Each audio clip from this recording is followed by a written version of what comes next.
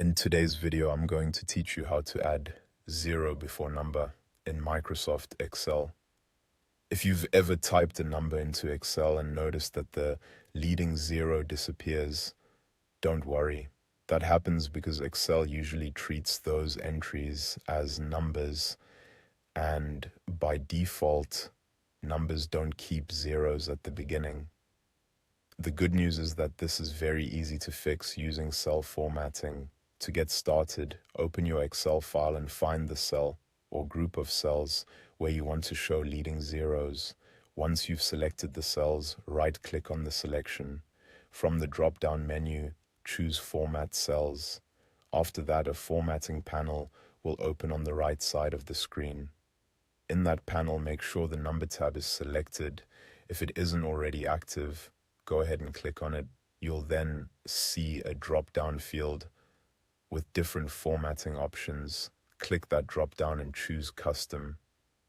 This is the setting that lets you control exactly how numbers appear in the selected cells.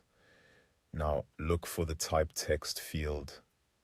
This is where you'll define how many digits you want Excel to display. Enter 2 zeros if you want Excel to show a leading zero. For a 1-digit number, enter 3 zeros if you want the total format to allow for 3 digits, which means a 1-digit number would show with 2 leading zeros, and a 2-digit number would show with 1 leading zero. In general, the number of zeros you type here tells Excel the total length of the number display.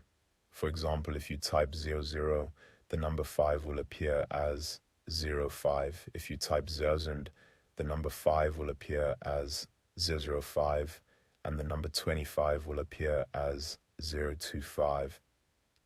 This is especially useful for things like ID numbers, product codes, zip codes, or any data where a consistent number format matters. Once you've entered the format you want, click the check mark in the field to apply it. Excel will immediately update the selected cells and display the numbers with the leading zeros based on the custom format you entered. And that's it.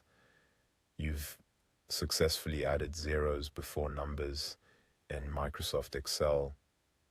Keep in mind that this changes how the numbers are displayed, not necessarily the underlying value itself, which is important if you plan to use the data and calculations later.